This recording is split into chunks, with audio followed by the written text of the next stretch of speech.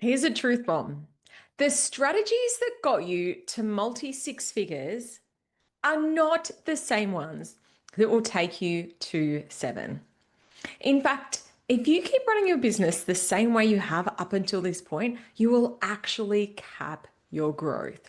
In today's episode of the podcast, I'm going to be talking about why a lot of multi six figure business owners get stuck and what you can do to break through that income plateau.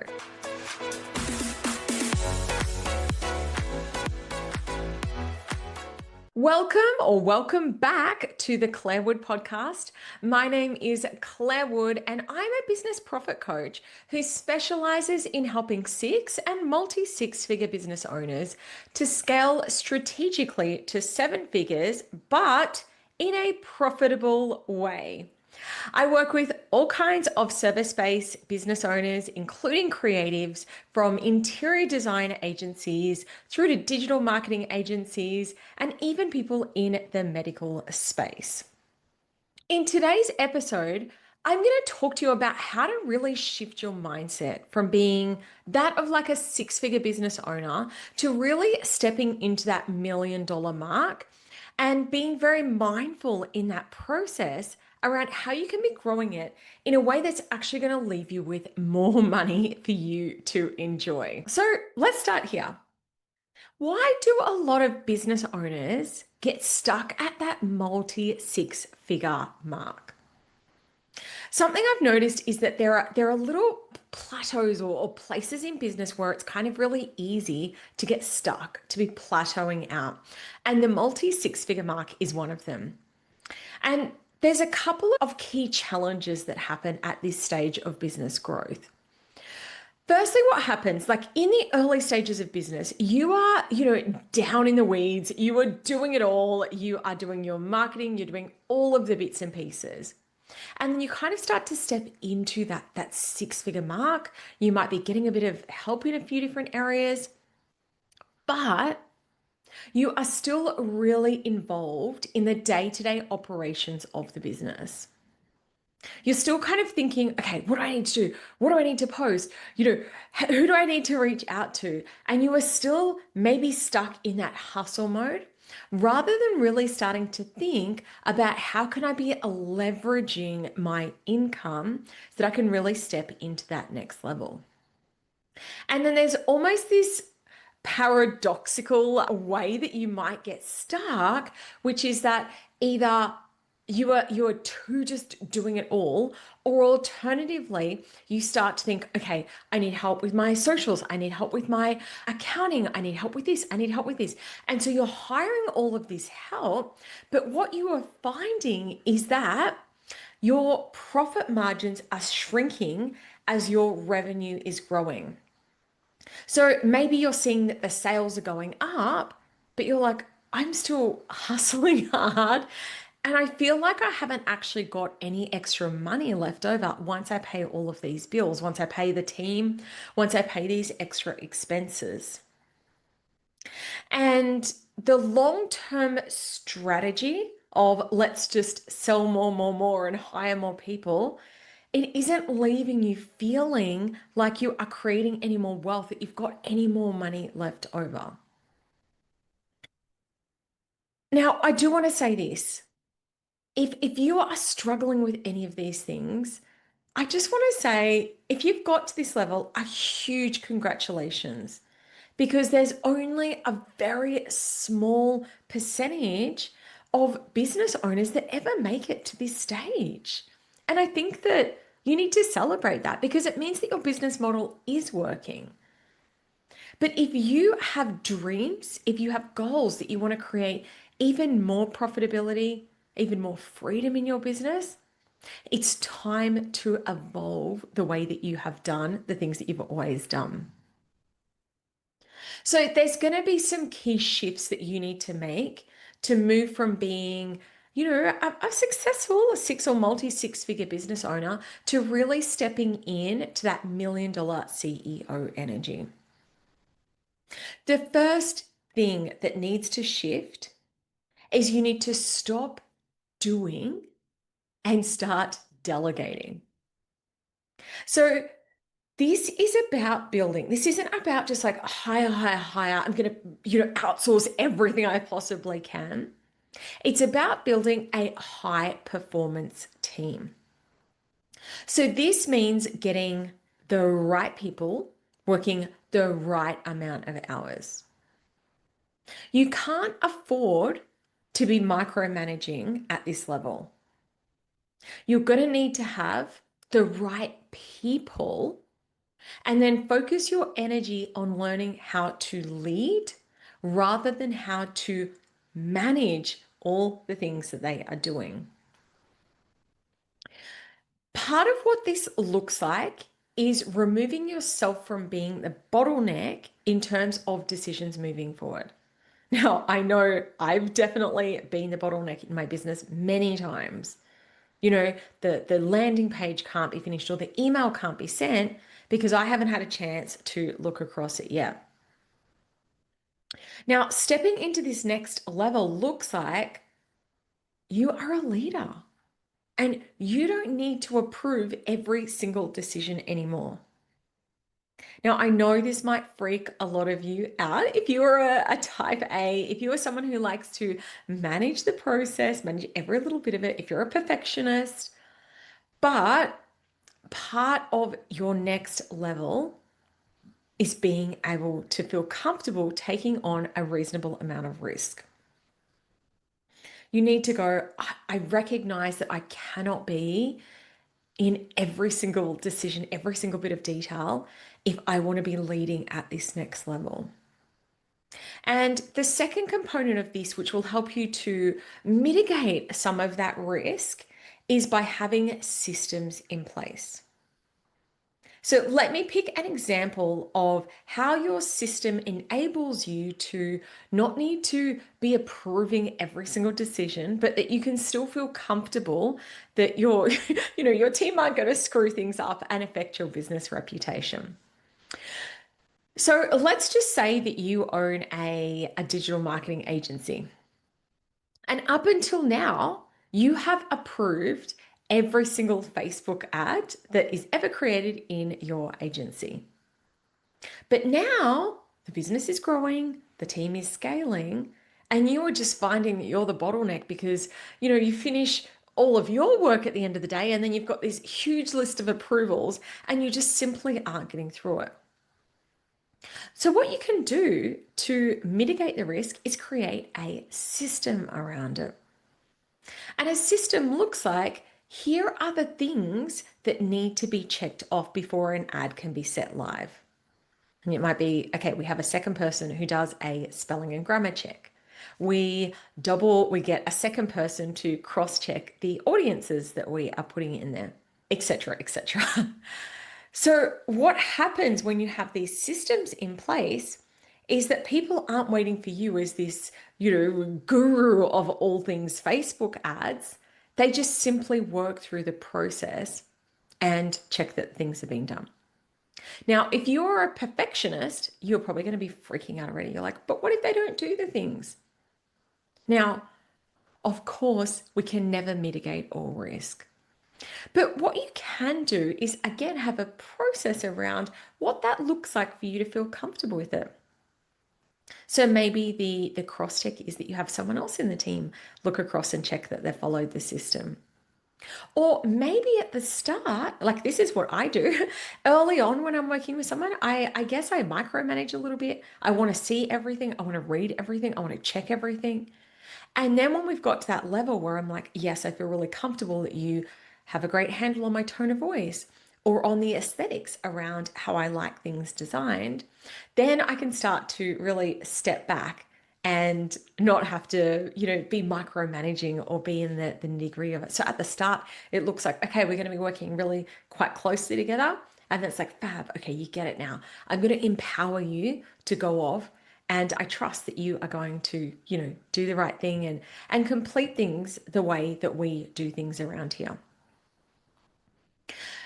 The key thing that I want you to take away from this is that your role needs to become a CEO, not the person who's doing everything as you step into this next level. Okay. If you're a long-time listener of the podcast, I know I sound like a broken record about this one, but I ain't going to stop shouting it from the rooftops. I'm sorry. This is my whole passion. This is my jam. And this is something that is very, very, very, very, very important as we step into this next level of growth, which is that you can't keep the focus on revenue. You have to shift to a profit focus. I'm on a mission to completely rewrite the online glorification of the $1 million business. Because businesses aren't defined by sales. Your real indicator of your success and growth is your profit. It's what's left over after you've paid your bills. So let me share why the focus needs to shift from sales into profit. I personally would way rather have a business that makes $180,000 of profit of $300,000 worth of sales than to be running a $1 million business that has nothing left over.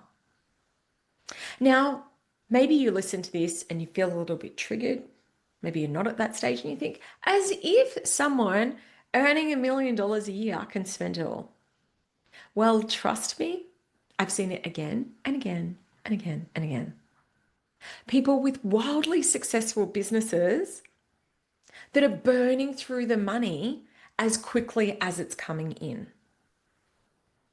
And if this is you, it's not your fault. It's just that you haven't got the processes in place to ensure that you are doing it in a profitable way. A lot of businesses get tripped up because they forget, hey, that money that comes in, I've got to pay my expenses and I've also got to pay tax on that. And on the face of it, you might think, I have a $60,000 a month. I can damn well hire that person if I want to. But all those little incremental decisions add up. And a lot of times at this mark, we see our profit margins start to be squeezed. So really, as you are starting to step into your CEO level, shift your focus from sales and revenue into profit. And that leads me to the third shift that is required for that next level of growth, is that we need to stop thinking about short-term desperate sales tactics and shift to long-term strategy. This is about creating and building sustainable systems. Now, I get it. Systems have a bit of an unsexy rap. Trust me, I am working on mine at the moment, and it's really tedious when you are implementing system changes. But here's the thing. If you can't step back and do the work on the business instead of working in the business, you're going to find yourself in that same trap. Let me give you an example. One of the systems that I've just implemented is having a systemized private coaching onboarding process. Now, I don't take on a ton of private coaching clients. It's a very exclusive, high touch point service that I offer. So it's not like I'm welcoming in, new private coaching clients every day.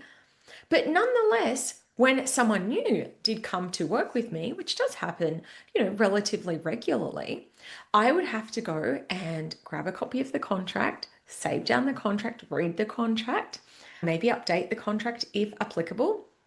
I'd go and create an invoice. I'd write an email or tweak an email.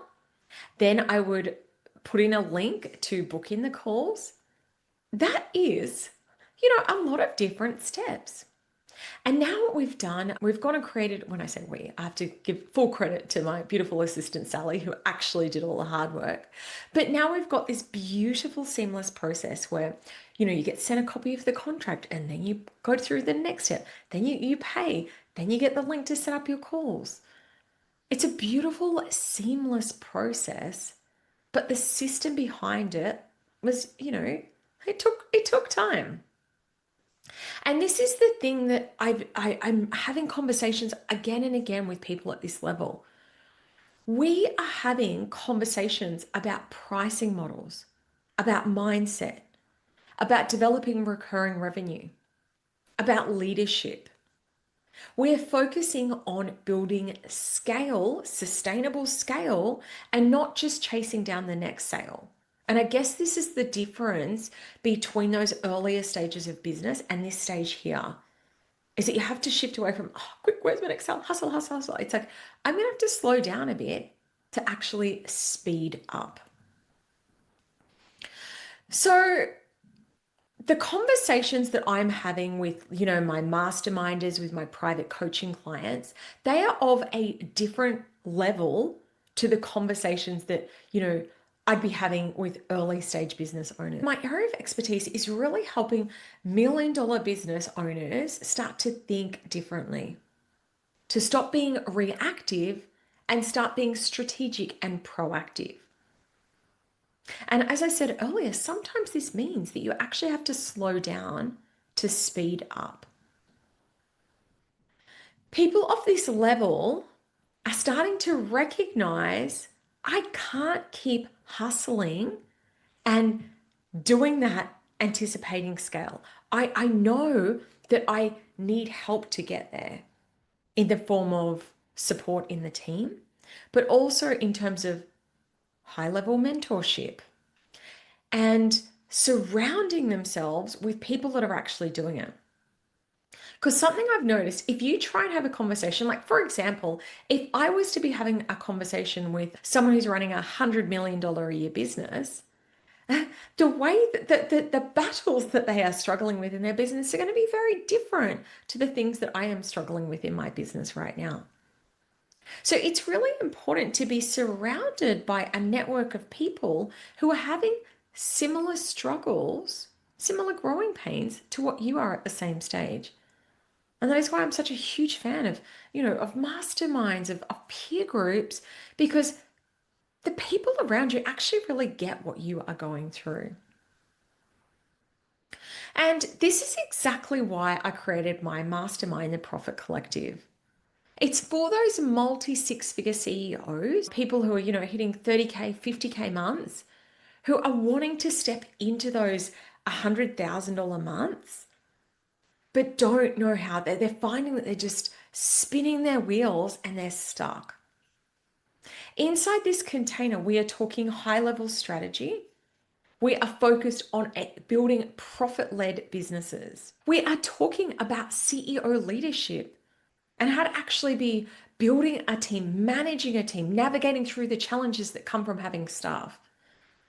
And the thing is about this level as well is that you want to be surrounded by other ambitious business owners who are on the same journey, people who are aligned with their values and are ready to really help you with your challenges as well. Another big core value inside my mastermind, the Profit Collective, is fun. I have in-person events. We have 2 in-person events every year, which just is the opportunity for us to really connect on a whole different level. So if you are listening to this and you are at that stage of business and you're ready for mentorship and a next level peer group, and you want to stop hustling and start scaling, come join us inside the Profit Collective. You don't have to do this alone. And the next level is much closer than you think. The link to find out more is in the show notes for today's episode, or you can come drop me a DM over on Instagram at Clare, CLARE _wood_coach to find out if this container is the right fit for you at this stage of business. All right. Thank you so much for listening to this episode of the Clare Wood podcast.